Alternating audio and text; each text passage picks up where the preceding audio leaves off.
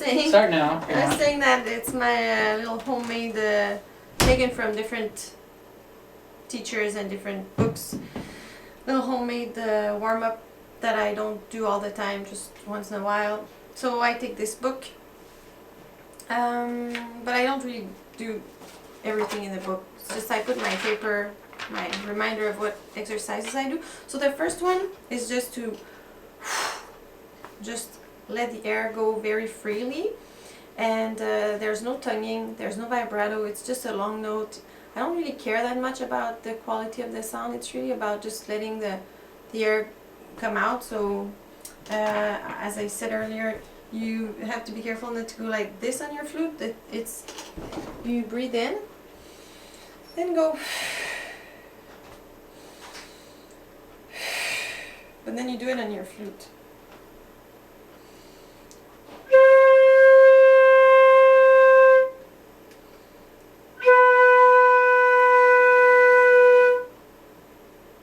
I do all the notes, so you can do it with me if you want. I'm at B flat now.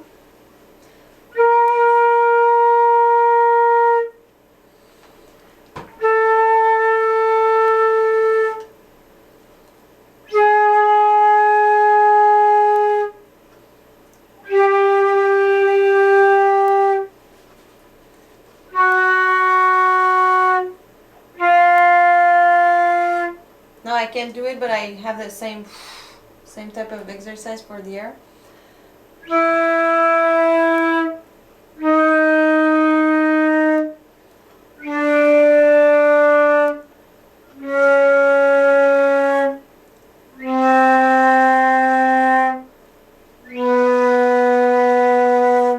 Then the second octave.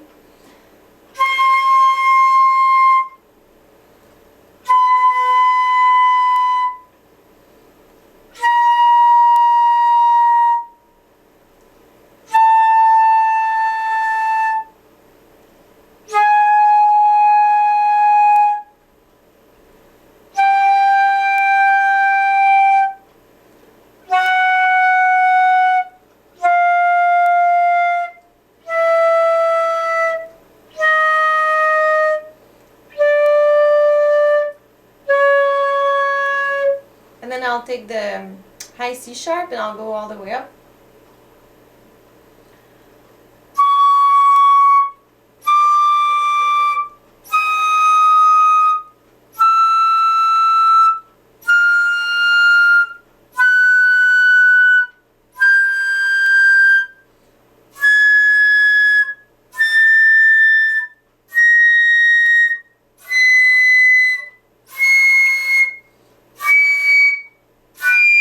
I stepped at the high D.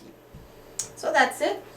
Then I do, I just play all the semitones in groups of 3. I go from the second B and I go all the way down, and then I take the second B again and I go all the way up. You can do it either with vibrato, without vibrato. You can just change once in a while. I use vibrato, but I tried not to do it exactly the same on every note.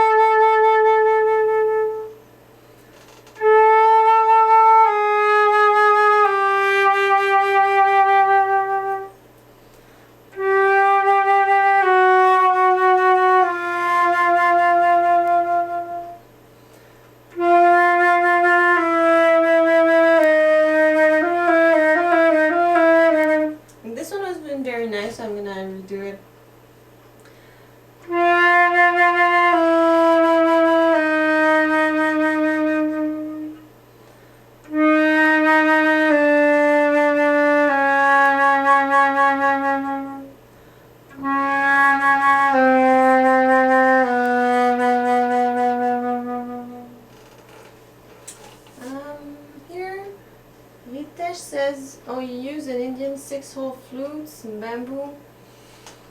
Oh, those I love those flutes, but I don't know much about them, so I don't know if what I'm doing here can help you. I'm really ignorant. I don't play those flutes. I have a traverso. I play a little bit of it. I'm not very good at it. That's as close as it gets for me to an Indian flute. I know it's not the same way to play. You don't use the same parts of the fingers to cover the holes and everything. But I'm not sure I can help you a lot with that. If you ask me a question, I might be able to, but I can't promise anything. So now I'll do the same thing, but in the high register.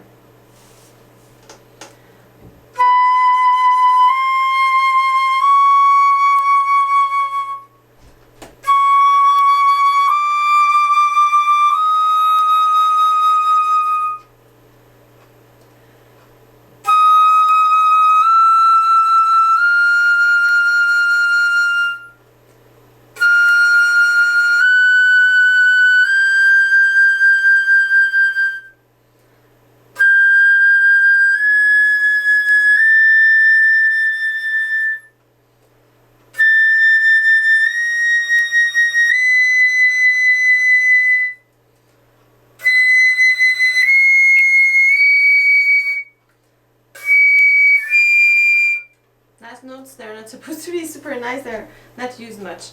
Okay, then I do some octaves. Sometimes I do them quickly, sometimes I do them slowly, it depends. Today I'll do the quick version first, and then I'll show you the slow version.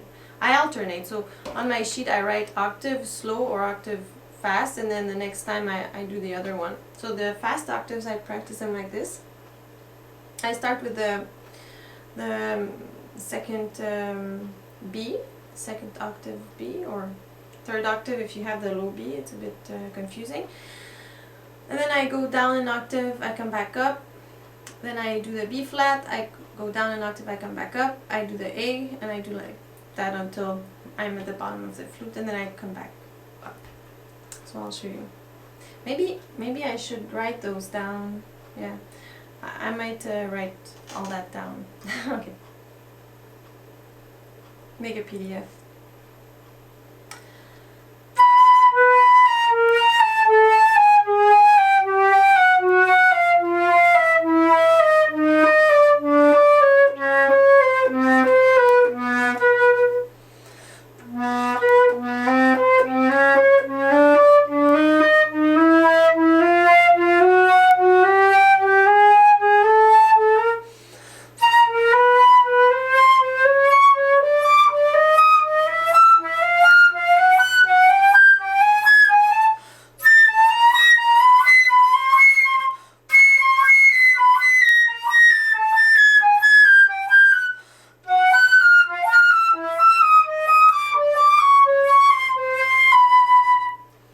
So that's the quick version, the fast version, and then I do some slow one that I do like this.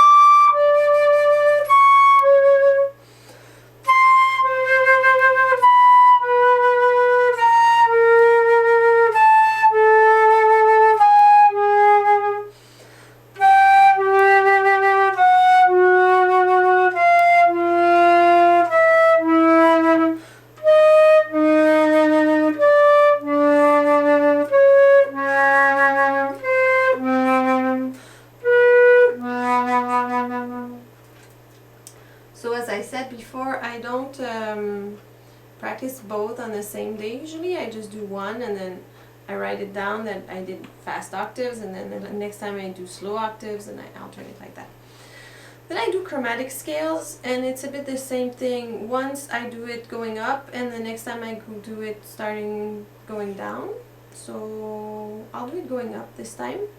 Sometimes I think of it in groups of 4 and groups of 3 and groups of 6. Well, 3 and 6 are pretty much the same. That too, I just change it because this way I don't put the emphasis on the same notes, so it works a bit differently. So I start with the, let's say I do it going up, I start with the low B and I do the whole octave, and then I take the C and I do it like that, and I do the whole register of the flute.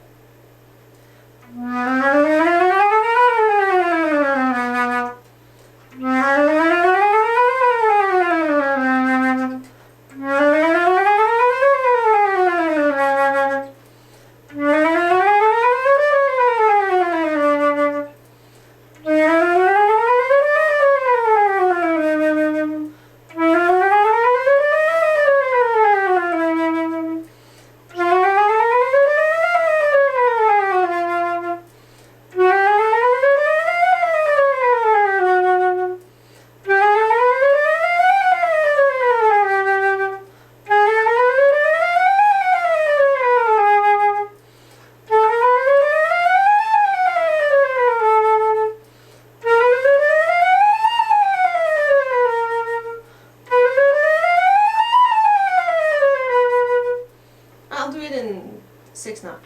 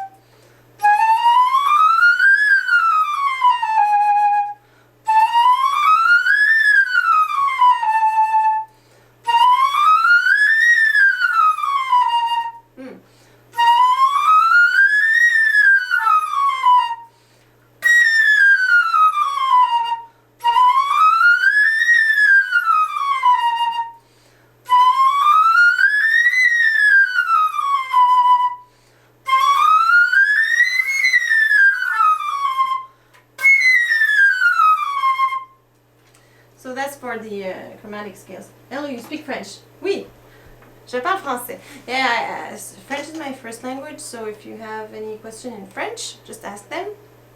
Si vous voulez poser des questions en français, ça va me faire plaisir de répondre en français. J'utilise l'anglais sur Internet parce que ça rejoint plus de gens, mais je parle français aussi. Okay, so the chromatic scales, when I also alternate, so the other time I do it like that.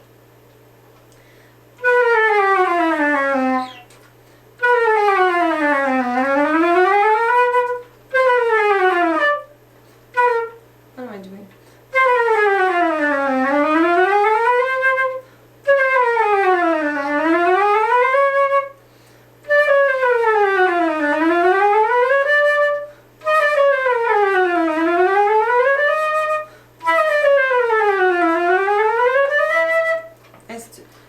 So on and so on. So I just alternate like that. Then, oh, feel free to ask questions over here in the chat. Yeah, feel free to ask questions. So then I work on the tonguing a little bit. It's always been a bit of a, I don't know, I have to work on it. It's not my stronger thing. So chromatic scales are the best for practicing. Oh, I don't know if they're the best. It's just, no, any type of scales. In that book, you have a lot of different things. You have scales, you have arpeggios, you have I just, it's just like this warm-up is like my little, I don't know how to call that, like cookie cutter warm-up that I do when I'm just warming up. But I've practiced a lot of different scales in different books, so I wouldn't say it's the best. It's one way of doing it, but I think it's a good way to practice. But I advise you to practice all types of scales and scales in thirds and arpeggios, because once you know your major, minor scales, chromatic scales, arpeggios, and scales in thirds, a lot of the tonal music, like almost 90% of the stuff you'll have to play, you'll be able to play it without too much difficulties. So I guess yeah, it's one of the way, but it's not the best way. It's just the way I warm up, but it doesn't mean it's the best way. Ok, pourrais-tu jouer une pièce connue à la flûte? Je vais terminer ça, puis après, ça me fera plaisir. So someone asked if I could play something well known on the flute, and I said I'll just finish that warm-up thingy, and then I'll do it with pleasure. Okay, so the way I practice my tonguing, I use my metronome. I put it at, okay, so first I practice the single tonguing, just a ta-ta-ta-ta-ta. So I practice it many different ways. I'll start with long tonguing. So at first I'll put it at 72, but I choose a slow version and then a fast version. So I have 72 and 108. But maybe if you're starting, you might start at 50 and 80, you know. So 72, and I do all the semitones again, and I do it long. I do it long, and then I'll do it more percussive and staccato. So this one is long, and always the airstream has to be constant, and the tongue is just coming in the way to make the, but the air has to be behind all the time. So.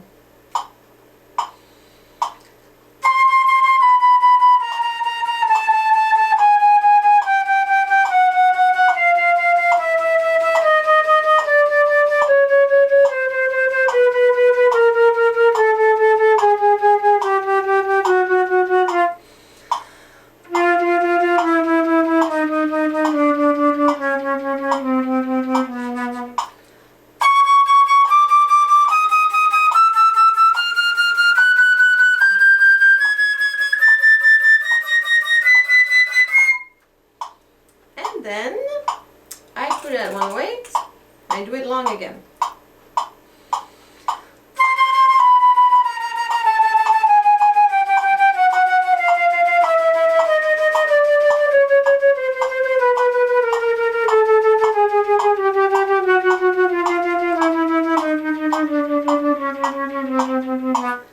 Like you see today, I'm not in great shape. I haven't practiced in a while, so I'm a bit behind. It doesn't matter. The point is to push me to go faster.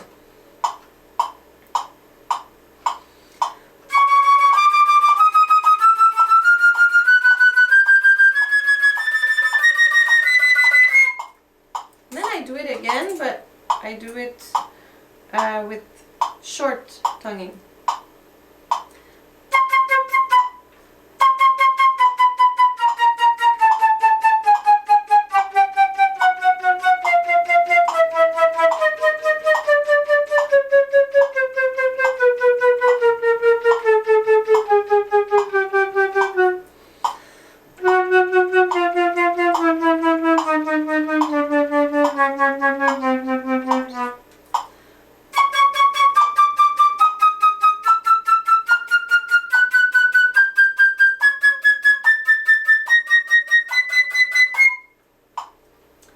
Then short tonguing again. I hope you hear the difference between both, between the two, but faster.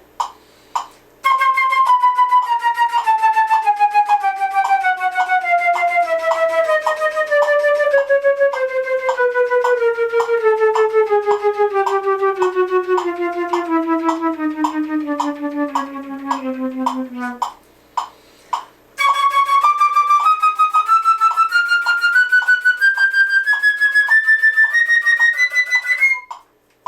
it.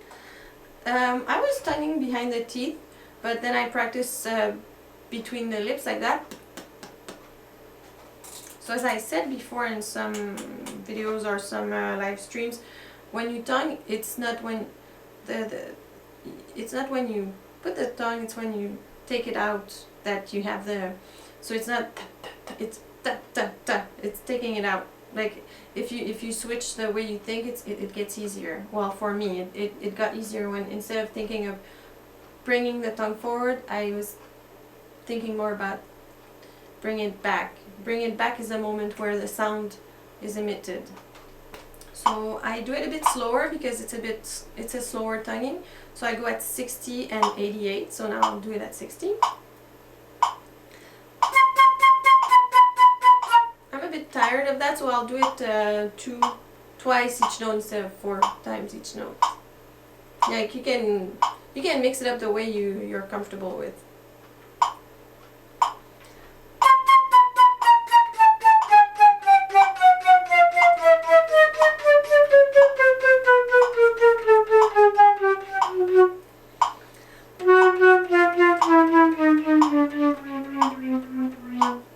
For me, this tonguing is more difficult in the low register because it's slower and the air, the low register is also slower, so it becomes a bit slow. I don't really use it that much. I just practice it, but I don't use it in. Right now, I'm single tonguing. I'm still in the single tonguing. I'll do the double just after.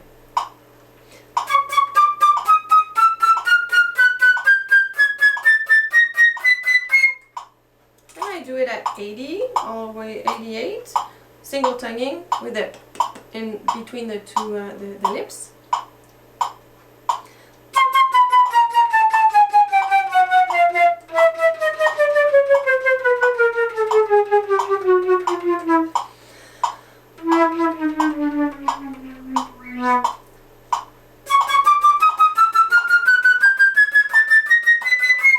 As you can hear, it's way easier in the high register because it's way faster. You don't have to fill up the whole tube with air. Okay, so now I do the double tongue. So I start at 100 is my slow and 160 is my fast, and I do long and short again. So the first time I practice it, I go da ga da ga da, and the second time is going ta ka ta ka ta. So yeah, so da ga da ga da is a bit more legato. I know it's tonguing, but you can still have a legato, not mentality, but intention behind your tonguing, and then I work on the bit more staccato style. So double tonguing, slowly first, long.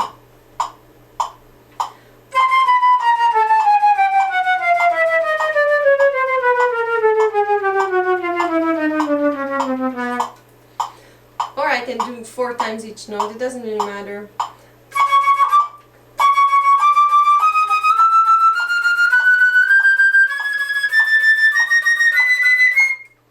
Then I do it fast.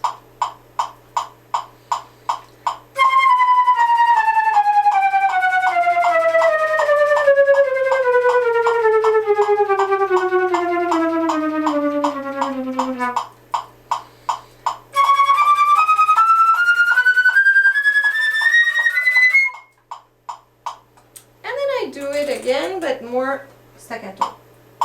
How do you play low C? I'm confused. On it is the same as low D.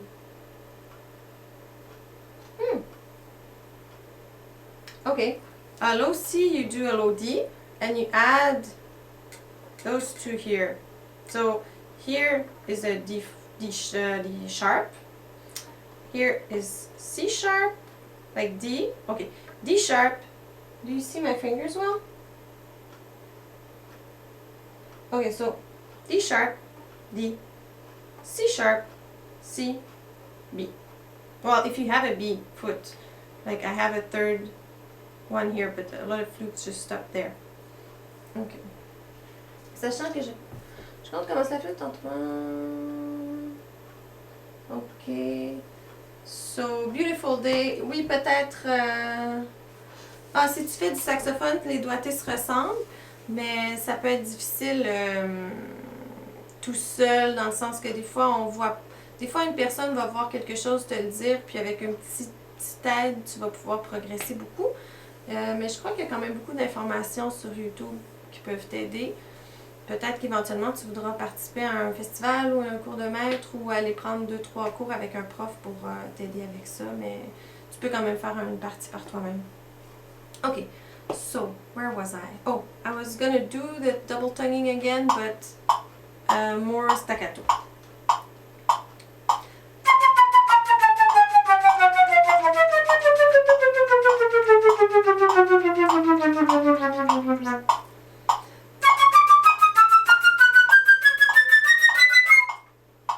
And then I'll do it 4 times each note. This.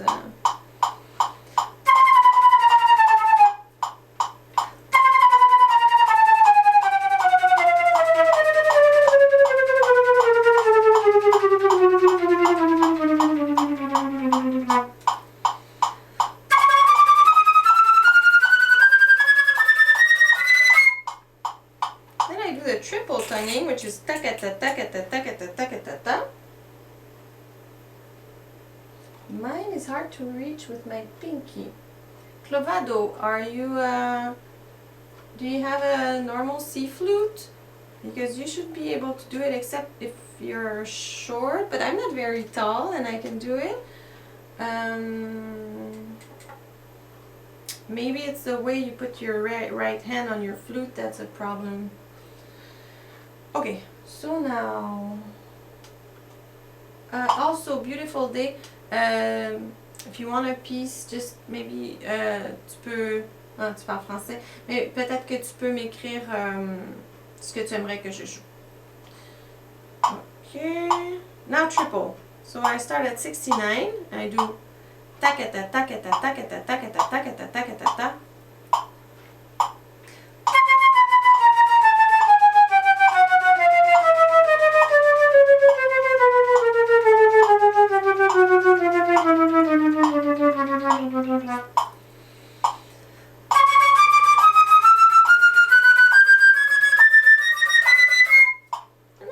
At 100.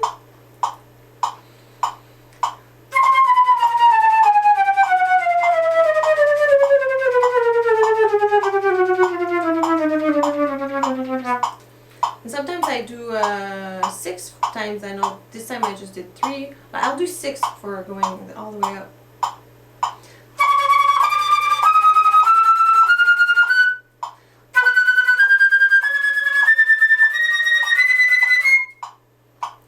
So that's the first part of my my favorite warm-up. That's the tempos that I have now, that I use now, but if you're beginning, don't do it at that tempo. Just pick the stuff that you like and choose your tempo. And what I did in the beginning was to write down where I was and try to challenge myself to go a bit faster. Now I try to keep it at that speed because I don't think I can go much faster. Maybe I could if I push myself, but it's kind of my limit for now. So that would be my another day I'll do the second half, because usually I do half one day, one and half the other day. I don't do the whole thing all at once. It's just, is it just my flute, or does your low D get really flat? All my notes are in tune except for low D, C. Do you mean my low D gets flat or your low D gets flat? Low Ds are, the flute's tendency is to be flat in the low register and high in the high register. So my low D might be flat, but I try to counteract that with the way I blow in my flute. You can practice with that. It might help you to know the tendencies of your flute. So it's a tuner, and you have a little, I'm talking to Fernando, you have here, I don't know if you know how a tuner works, but I think you can even download some. There's apps now, but when I bought that there were no apps, so I bought that. and the little arrow has to go in the middle, so you can practice with it. Sometimes I put it on my stand while I practice. It just keeps me, I'll look at it once in a while just to be careful with that. So let's do a little D. My Ds are pretty in tune with each other, but it's normal if it's flat. Just practice with that. If you want to play a bit more high, you'll have to, there's different ways. There's sustaining more, because if you stop sustaining, the intonation will go down.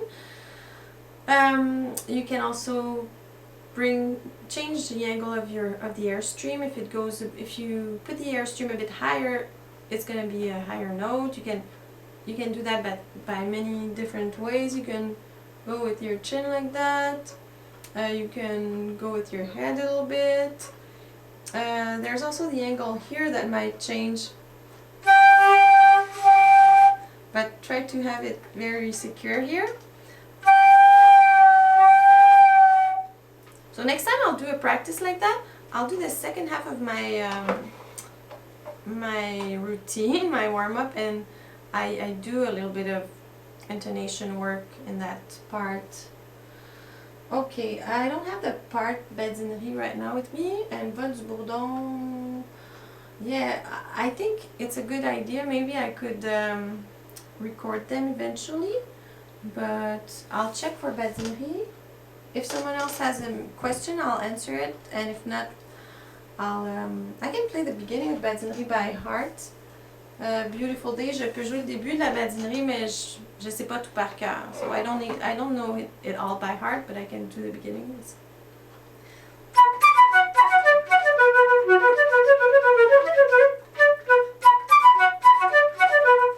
I don't know it by heart. I need the part. I need the music.